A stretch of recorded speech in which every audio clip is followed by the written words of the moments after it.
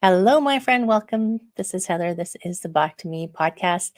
And it's a brand new year. So we're going to do some pretty exciting things to make this year fabulous and make sure that you are doing everything that you want to do to make yourselves happy and healthy. And today, first time ever, I'm talking to a real live angel. Well, the first time I've been aware of it. The first time someone's declared it, right? Good point. Rachel Corpus, welcome. Hi. Hi, Hi, Heather. Hi, everyone. It's so nice to meet you. So, I'm sure that there's been angels before, and there are angels everywhere. But what made you become aware that, or decide to declare yourself as an angel on Earth? I love that question. Yeah. I had a near-death experience when I was a child. And, well, prior to that, like a lot of spiritual people, I was very in tune with the spiritual world. And so I remember being able to see people who had crossed and talk with them, play with them. And I had been seeing extraterrestrials without fear. And what I called angels, who really looked, some of them look like biblical angels with wings and halos, and some of them look like swishes of light. And so that was pretty normal for me. And then when I was 4 years old, my family and I were hit by a drunk driver. Whoa. Yeah. And so I had a near-death experience where I was taken to the other side. And when that happened, I was shown that I was an angel. They told me. And it was a really interesting experience for many reasons, but one of them was there was another voice there that was coming from me, and I was saying, "Well, who is that?" Well, it was me. And it sounded like my voice now, my grown-up voice. And so I had these two versions of me speaking, my little 4-year-old and my grown-up voice, my angel voice. And my angel self really took over. And then I had my angel guides, who I now call my guardians. We all have guardian angels. But my guardians were saying, well, pretty much, welcome home. We are going to remind you of who you are and what this is all about. We didn't cause the accident, but since it happened and you're here for a while, we're going to show you where you're from, what you signed up to do. And here's the deal. You can stay here and fulfill your mission, or you can go back to Earth and fulfill your mission that way. So they showed me what home looked like. They reminded me what I signed up for, and they gave me a choice to stay or to come back, and I chose to come back. So that's how I know. And it's so interesting that it feels like sometimes it's not uncommon for someone who hits that near death, like 4 is young to have a near death experience. Maybe it's not.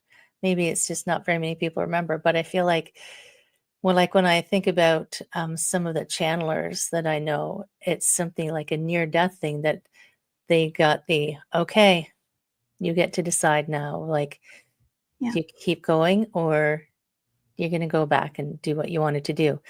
And it's not forever. I don't know that everyone could manage maybe I'm overthinking it. Is it a hard thing to decide to stay or go? Well, I think it would be, but I didn't really decide to come back. My 4-year-old self kind of popped back in, and I remembered thinking of my mom and how sad she'd be if I didn't return. And once I remembered my mom, I was back in my body. Right. And I guess time is different, right? Yeah, I didn't really say to them, I'll go back now. It wasn't like that. It was just an instant. And yes, time is different, because when I was there, the amount of things they showed me should have taken months and months. We had conversations. I slept, I ate, I danced, I played. And then there were times my 4-year-old self broke in, and I would say, but can I still play house? Well, I still be, what if if I go back, am I going to be this way? Am I going to be a grown up? Ugh, yeah, I don't want to do that. Right? Who wants to be a Boring. grown up? Ugh. And then when I did come back into my body, it had just been maybe a half an hour. Maybe. Right? Maybe. It's unrelated, but it reminds me of the movie Beetlejuice, where they died, and when they came back as ghosts, everything was completely different. They're like, well, we Yeah. weren't gone that long. Well, you kind of were. Yes. And so it's interesting. Like, I know people who have had that similar experience where they're like, they can talk to spirits and they can see things, but they don't describe themselves as angels. They describe themselves as like psychics or channels or something. Yeah. Is there a difference? Do you know? Yeah. I There mean, is. we all have gifts. Everyone can channel. Everyone is a psychic. We all have these gifts that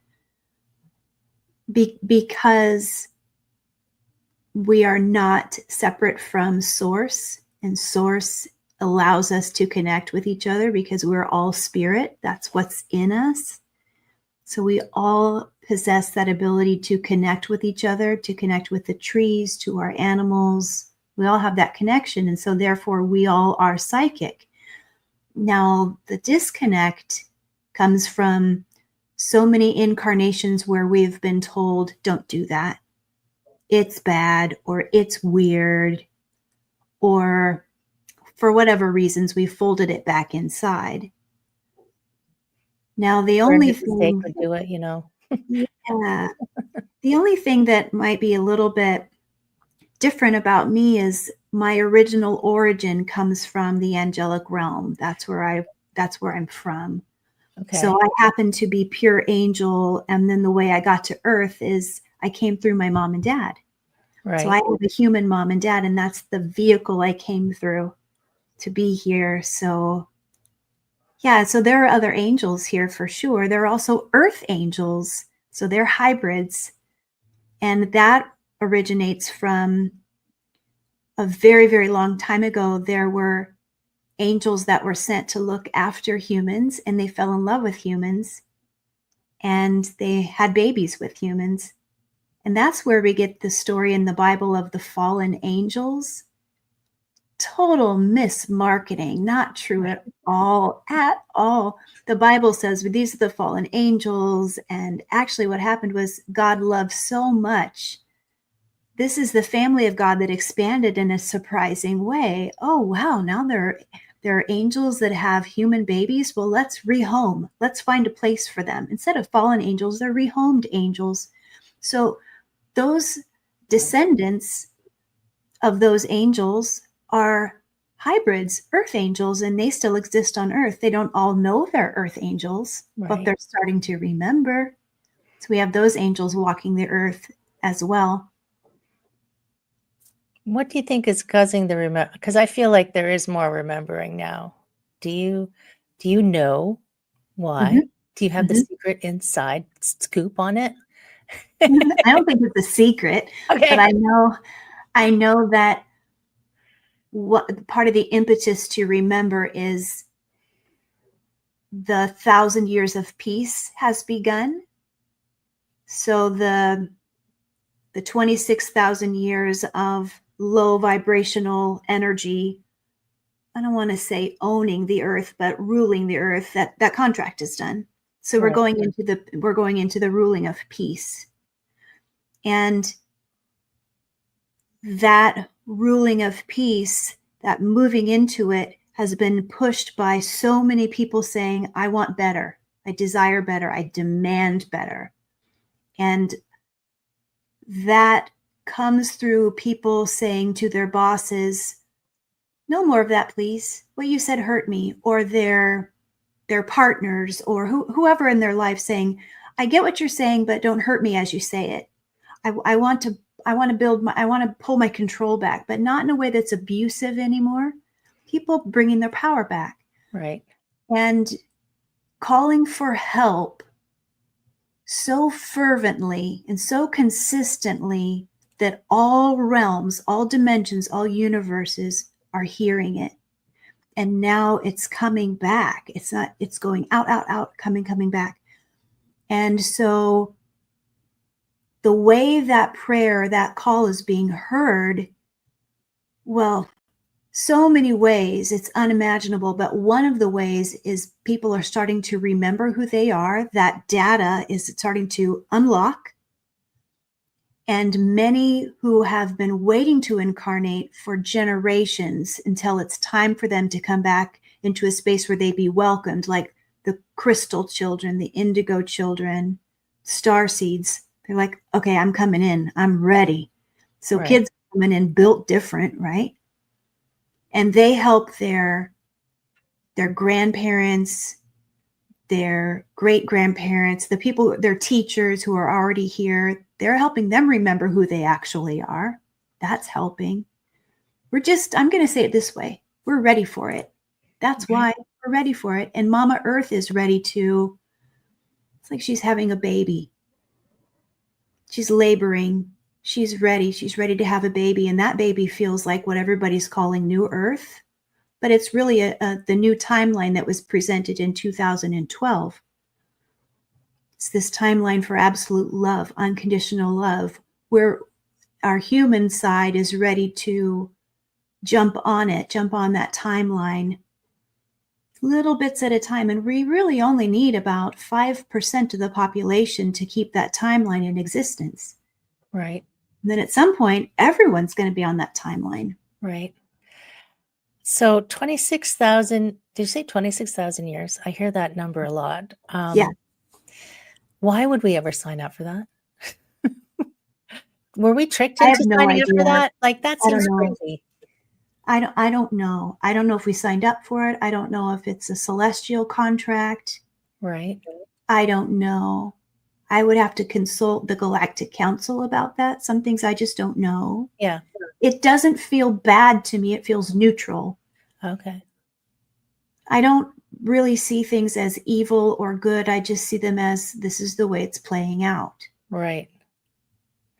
And it's funny because I mean, I talk sometimes about, you've decided to come in whatever form you are into this 3D, and you came to feel all the feels, Mhm. and they don't get labeled as bad or good. They're Yeah. just the things.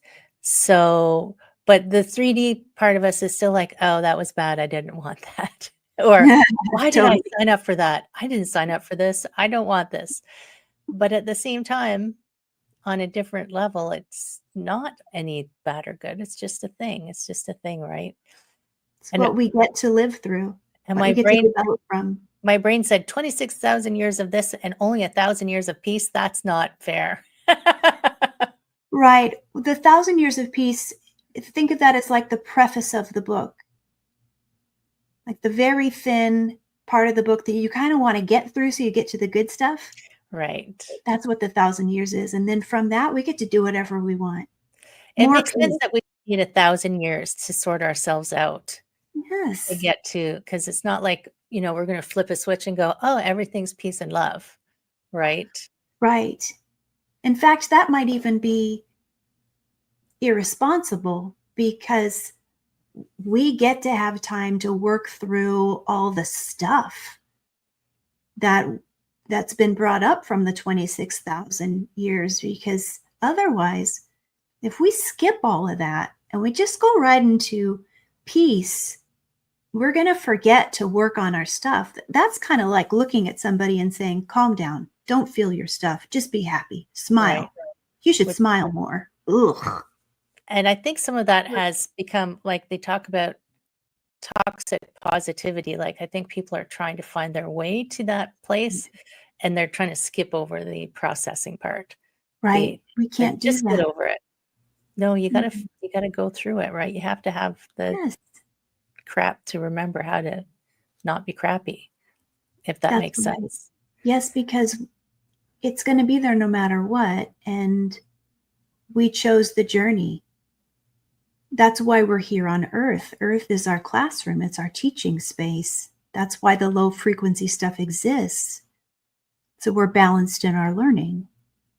So how do you keep yourself in that space of not being pulled into that lower vibration?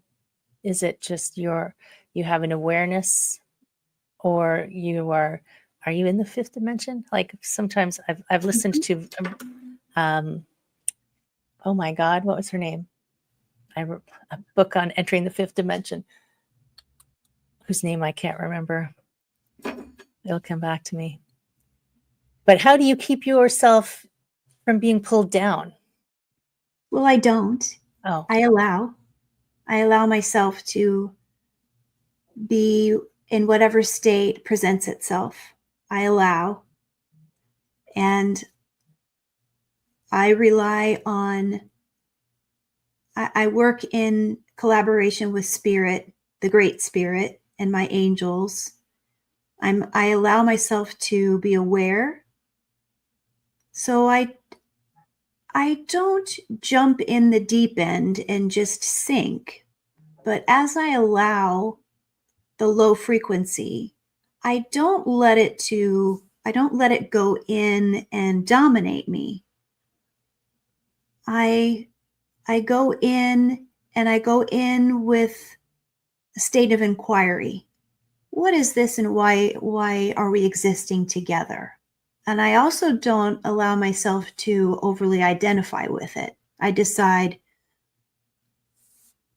who are you? Do you belong to me or my childhood or my ancestors? What are you doing here? Do I have time for you right now, or do I need to put a pin in you and see you later? I work with it. And then I allow myself to work with it when I can and go to a state of neutrality. But see, I don't manage the neutrality. Once I allow myself to work with the bullshit, work with the stuff, if I do that, then I notice, oh, that stuff that was really low actually goes into a neutral state on its own, because I let it be there with me. right. Then from that state, then I'm allowed to go into the next higher state, whether that's 4D, the middle place, or 5D, or just, I'm okay to taste my food today, or I'm okay to just go outside. I'm not going to be a jerk today. Right. Whatever state presents itself. Have you heard of Mark Manson? Yeah. His book about the subtle art of not giving an flying Yeah. F. One Yeah. of my favorite lines is, like, advocate for yourself, speak up for yourself, but don't be an asshole. So, Yes. right. Yes. And that you were reminded, like the way you were describing how you interact with low vibrations, for lack of a better term for them, is very yogic. It's always Mhm. just a place of curiosity, not judging, not trying to push it away, not trying to do anything with it. It's just, oh, hey, how's it going? Yeah. What are you doing here? Nice to see you. And I think I was talking to a gentleman actually yesterday in India, and we were talking about the difference between India and Western culture. And Western culture is that push, push, push, trying to control things and trying to make things a certain way. And I think it backfires on us. Mm. Like, I think by trying to control things the way we try to control them, or push things away or draw things closer and fight with them, we end up further away from what we think we want. Can you teach me more about that? This is like a feeling that I have, that by saying, like, working for happiness, I'm going to find happiness. I'm going to go out there and I'm going to make it happen. And it's not something that you make happen. It's not something you find. It's not something you work at. It's just Mhm. something that you are, or maybe some days you aren't. And part of that is, like, you reminded me when you were saying allowing. It's that contrast between allowing something to happen and trying to force something to happen. Mm. So my practice is, I'm trusting. I carry that energy of trust. I'm trying to make it a habitual energy of trust, that even if I miss the bus, there was a reason that I missed the bus, because obviously something else is supposed to happen right now. Instead of going, I'm so angry, I missed the bus, and phoning and going, yeah, and complaining, I'm like, oh, I missed the bus. Okay. And being observant. So I think sometimes we're in that fight, in our culture, we're in that fighting, trying to force things state more often, that we've forgotten the allowing state. Does that make sense? Yes. Yes, that makes perfect sense. Thank you for that. Well put. And you work with people, yes? Yes, every day. Every day. And do you find they are, I feel like people are on a search for relearning something, but how do you find that you're having to help people out of that forcing, striving state? Yes, I do. And a lot of it, people seem to be realizing that those limits that seem to push them into that drive or that hustle doesn't really belong to them.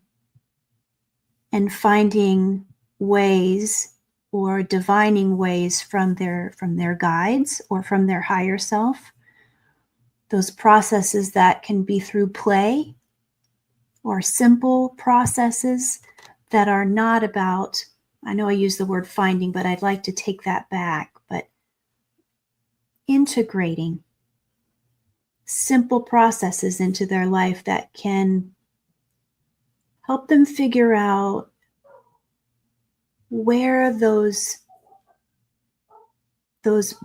pushiness or the grinding hustle came from, that's really not theirs, because we all came in so beautifully blank.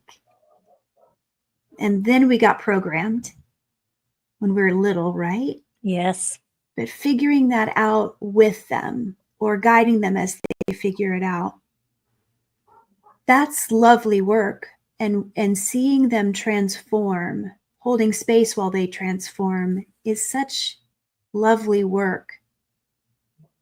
And helping them shift through those lovely light processes as that stuff in their subconscious starts to move its way out, so that they can go to their own neutral state and start to create their lives, is wonderful. And, I didn't see it. I've worked with people one-on-one for a long time now, and I didn't see this work coming up even 2 years ago. Right. It was more mediumship and tell me what I need to know. What's in my future? Will I fall in love? More spoon feeding. And it's shifted greatly in the last couple of years, where people want to work collaboratively.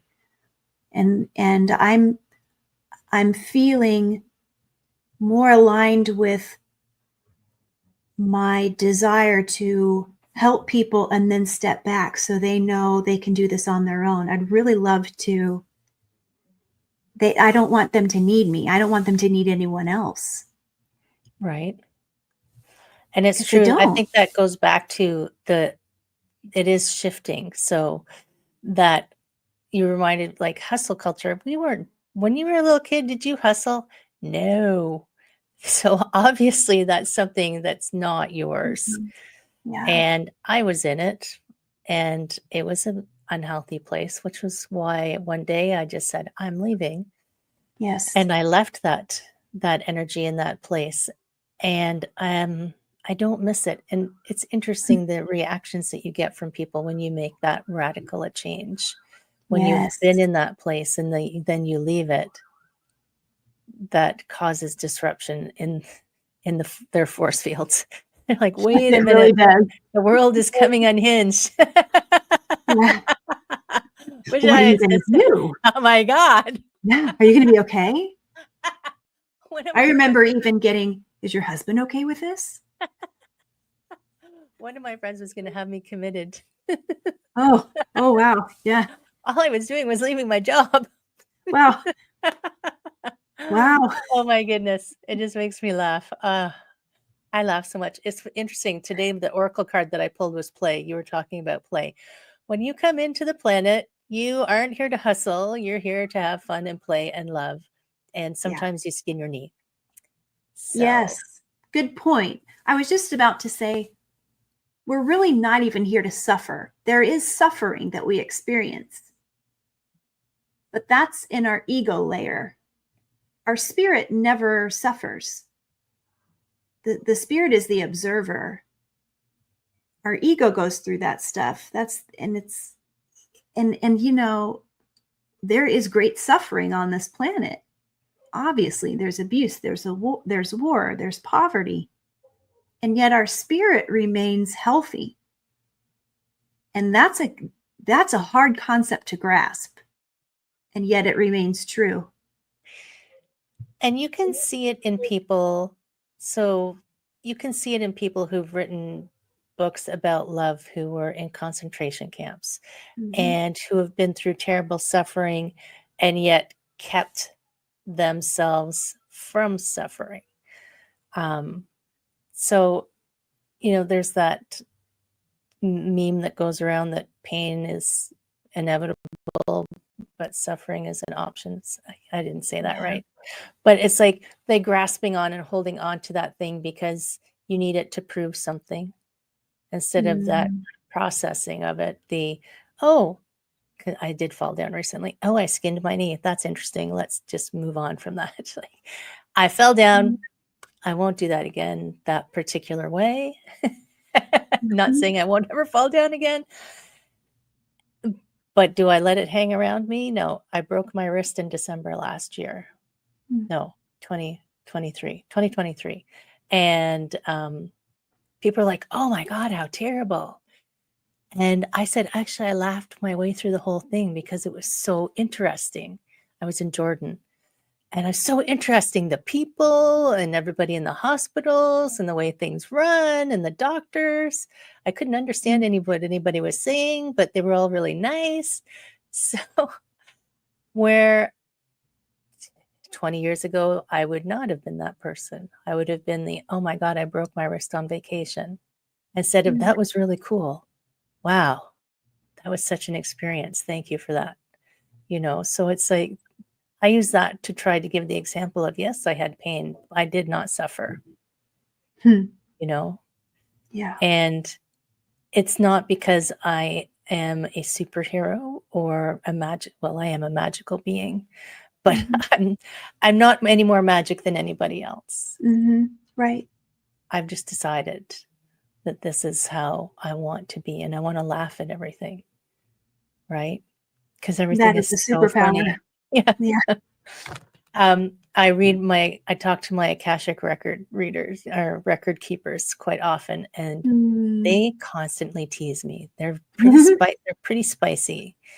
And I think that they've just been teasing me because they know that's the way that I am in the world, right? Yeah. They make fun of me. They tell me they sound like Dr. Seuss sometimes. So they're very entertaining. Well, angels and librarians and record keepers on the other side are quite funny. Right? They are hilarious. They're great. Yeah, they are. I have a friend, Jenny, who she originally used to do my records for me before she taught me and mentored me into the records. And once they made her sing me a song, she said, I've never had to do this before, but they want me to sing you a song. I love it. Luckily, she was open to it. So now, I'm not trying to be serious here, but so you are here to, what do you feel like why do you think you're here? If you can share it, if it's not a secret. I know I'm here to help people remember that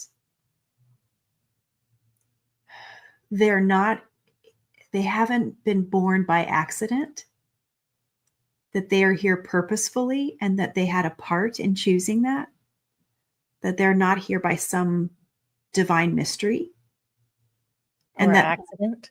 or accident. Yeah. Right. And that, they chose their name. They chose the time that they were born. They've chosen the time they're going to pass. And that they are not separate from the source that created them. I'm here to help them remember that as they claim that power within them, their divine nature will wake up.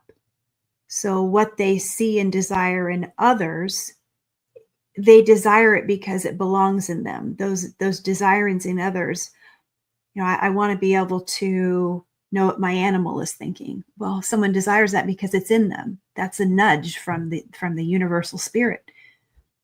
I'm supposed to help people remember that so their divine sovereignty can wake up.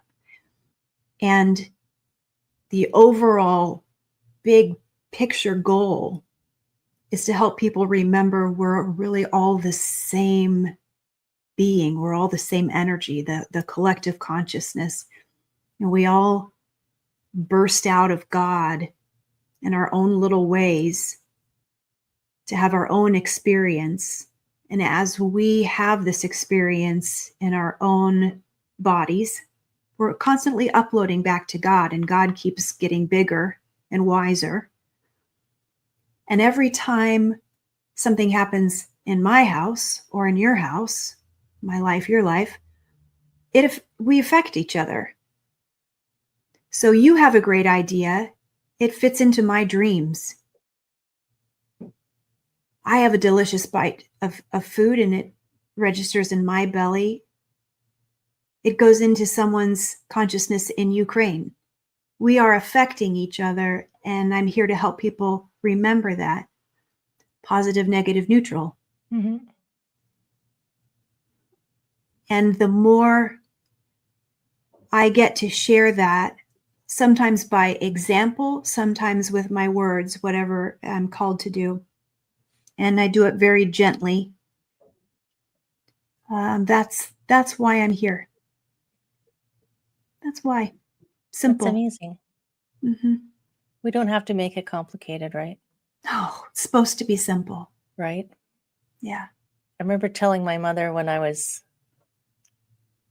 how old was I? I think I was in my 30s, that I was here to save the world, but I didn't quite know how I was supposed to do it. Mm-hmm. So you knew.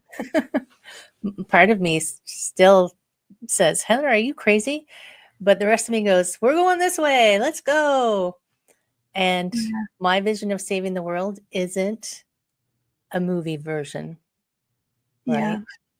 Which I think people say, I'm not enough because they're looking to the exterior instead of the interior. Yeah, they're not cutting the red cord at the last minute to save the explosion. No, right? No, That's not because, what it's about. and that's not real. Mm-hmm. Those are all made up, Mm-hmm. right? So don't worry, friends. It's all going to work out because Yes. I trust that the universe has got some grand plan. Oh, yes. And it's so good. Right? That doesn't mean you shouldn't recycle. That's right. Let's take care of Mama Earth. We're going to be here for a really long time. That We doesn't mean really you just are. get to kick back and, guzzle beer and Right. drive your... Take care of the home. Yes, take care of the things. Take care of the things. It's still Yeah. okay to take care of the things.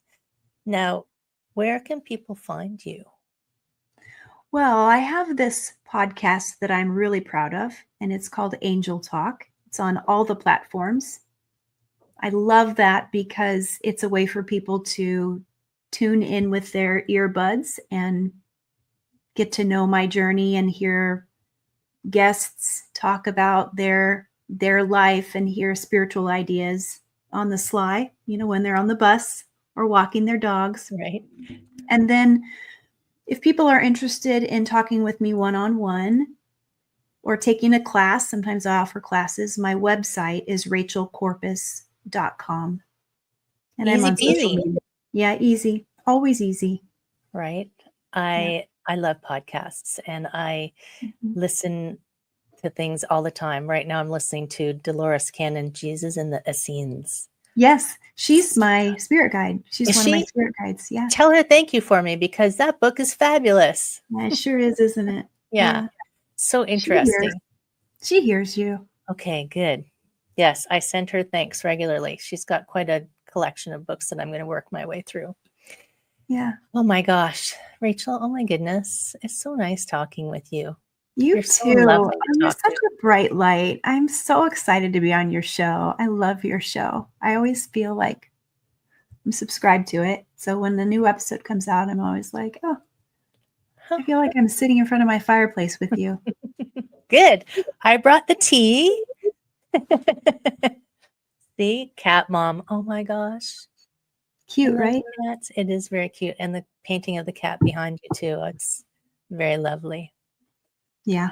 So before we go off and snuggle in front of the fireplace, the virtual fireplace, as you know, the guest gets the final word of wisdom or words. Yeah. What have you got for us? Okay, I've been thinking about this. And I would just like to sign off my words of wisdom, kind of like I do in my podcast. And I was just thinking today's been kind of like weird and glitchy for me. And I was feeling kind of off earlier. So the way I kind of put myself back into a place of peace before we connected was I felt my angels just saying, remember, we're all love. We are all love. And so I'd just like to tell everyone, remember that what connects us all is easy, easy love. And if you don't feel it from others, you don't feel it from the world, just feel it, breathe it in. They said, the angel said, just breathe it in. We're always around you. Feel us with your breath. So I'm going to have everyone just inhale it in. Inhale in the love. And as you exhale, let it come into your system. So we'll breathe in the angelic love and exhale it into your system. And we'll do one more. Breathe in the angelic love and exhale it into your system with gratitude. That's awesome. Thank you, Heather, and your beautiful listeners. Thank you, Rachel, and your beautiful soul, and all of your guides too. We say thank you. Thank you, friends in podcast land. Really, you should just send this out to everyone that you know, because everyone could use this message, right? So, friends, take care of yourselves, breathe in your love, and we'll see you next time.